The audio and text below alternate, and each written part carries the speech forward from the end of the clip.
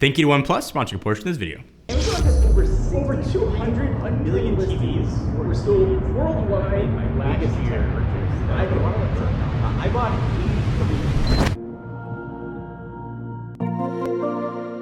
2023 was a pretty busy year. Over the holidays, I finally found time to sit down and play the games that I've been wanting to play. I'm able to finally start Spider-Man 2 on my PlayStation 5. And over the last few months, all the ads I've been seeing are like TV deal, TV deal, TV deal. If you forget, most people probably have TVs. Some discounts on groceries would be nice. But if you find yourself in the market for a new TV, it's kind of hard to pick which one. Sort of the old way of being like, I'm gonna just spend the most money I can, that's gonna give me the best TV, is no longer true.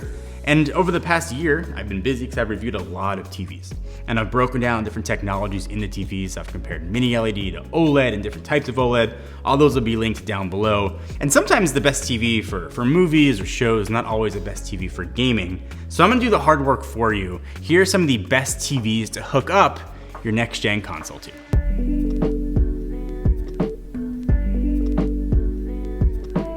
So no matter what time of year it is to get a new TV, the TV technology that keeps getting better and cheaper, usually a good combo, is LED and QLED TVs. But in case you don't know, the Q in QLED stands for quantum dot layer over the panel.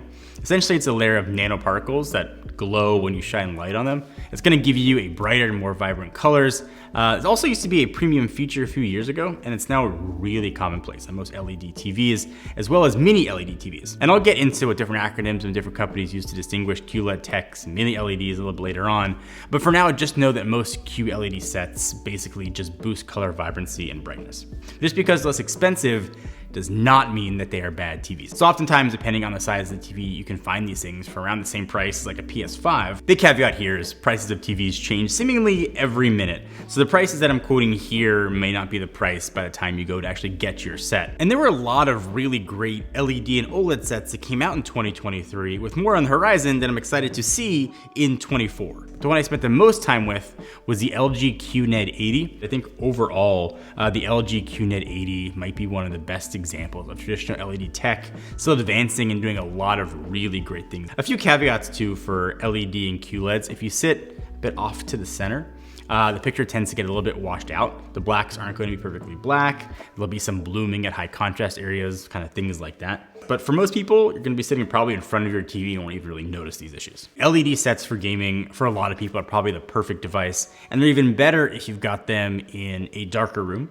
If you've got them in a really bright room with a lot of sunlight, I don't see the picture's gonna look washed out. It's just gonna look not as bright. So there's a lot of positives with LED sets. They tend to be the cheapest and you get a lot of TV for the dollar, but they're certainly not perfect. Where these do fall short on is some of the technology inside of them. If you want 144 Hz gameplay and you're considering an LED or QLED TV, then make sure to check out whether or not your TV can support it.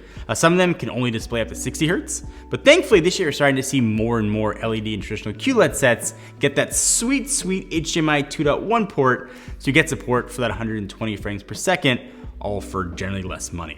I'll put some recommendations down below too in the description for sets for this category I think are the best bang for your buck. All right, so now we take a step from regular LED and shrink it to mini LED. And TV brands for some reason have seemingly gone out of their way to make the marketing of these TVs and their acronyms the most confusing of any TV technology. LG calls it QNED, Samsung calls it Neo QLED, TCL calls it OD0, and Sony, who's known for insanely long names, calls this one mini LED. Thank you, Sony. Then, like I mentioned earlier, when you add in QLED tech on top of mini LED, you're getting a whole new set of acronyms, making it more confusing. Again, I'll put all the suggestions in the description and the breakdowns what the acronyms mean for what, but essentially, regardless of the acronym, the tech is more or less the same. Mini LEDs can be more expensive, but you get a lot of features for that price. It's taking the technology of LED TVs and shrinking those rear panel LEDs into mini LEDs. What that translates to is not only a brighter image, but an image with more local dimming zones. This will create less blooming around objects on a dark background and do a much better job representing blacks as extremely dark versions of gray.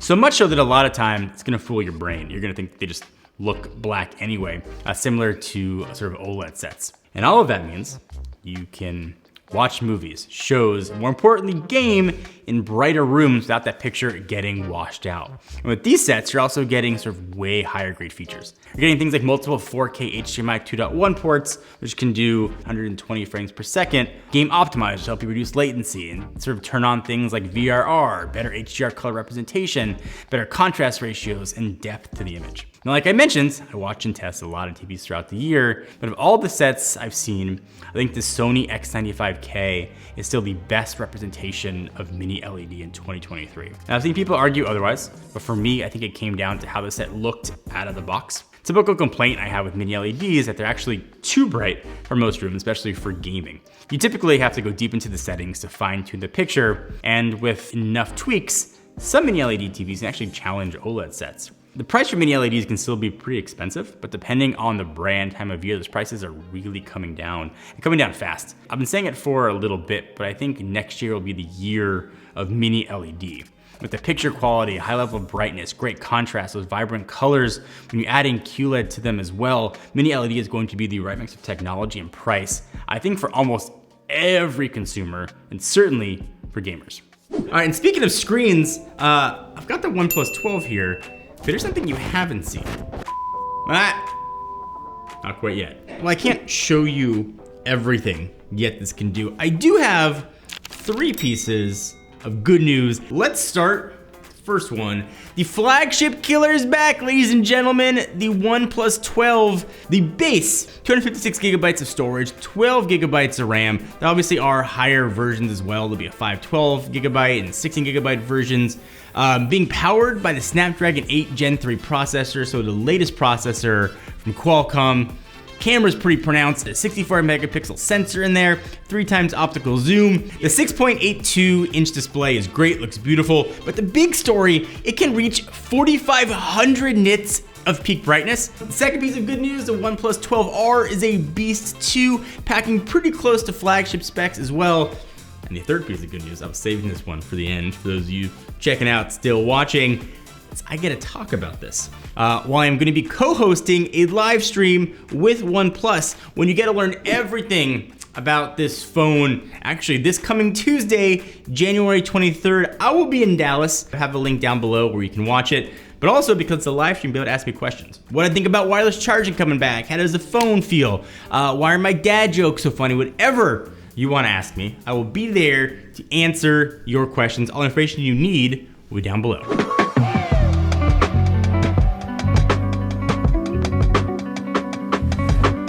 All right, so this is where we're gonna get to the higher end of the price points, getting into the world of OLED and QD-OLED, sort of the so-called kind of kings of the tech. In fact, when I was trying to purchase a new set for my house, I went back and forth between WOLED and the technically superior QD-OLED.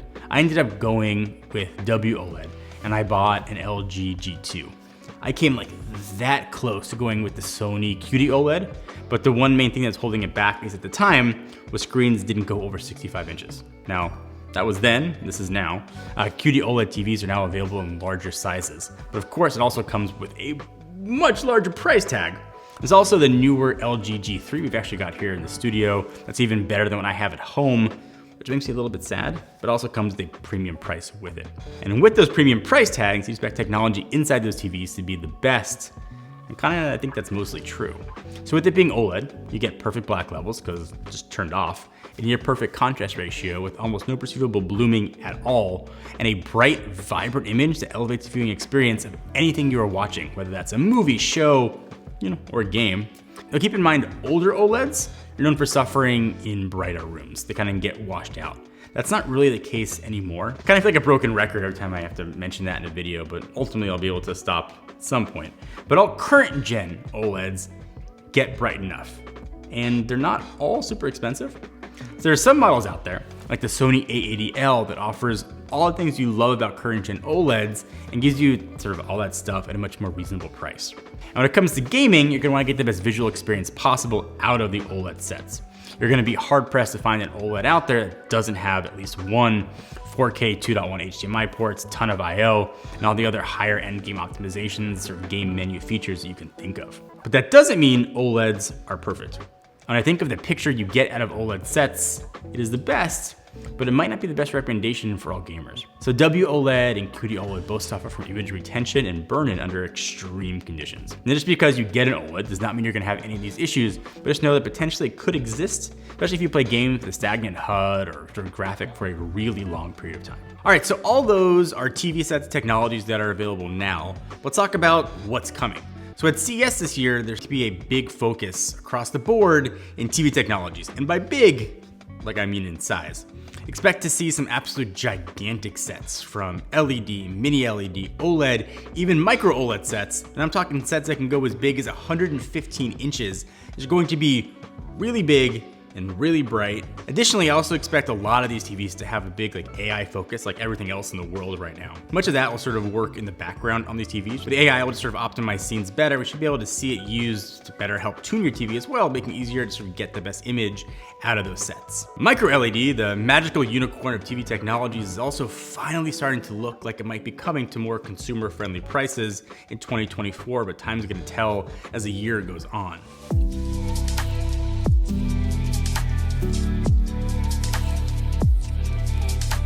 All right, so going back to what I said in the intro, just because it costs the most doesn't necessarily mean it's going to be the best for gaming. I think the best overall TV technology for gaming is still mini LED, for now. You're getting the best mix of technology, picture quality, gaming features, and price, and honestly, you're not gonna go wrong with any of them. As much as I love my LG G2 right now, if I was buying a new set today at the beginning of 2024, I would look at mini LED. You're getting incredible value, bright colors, and the black levels, the sweet spot of OLED, comes so close to matching what OLED can do with mini LED. It is really impressive. Whatever TV you get, whether you go with traditional LED or QD-OLED, make sure you check to make sure it's gonna fit for what you need. And no matter what set you buy, happy gaming.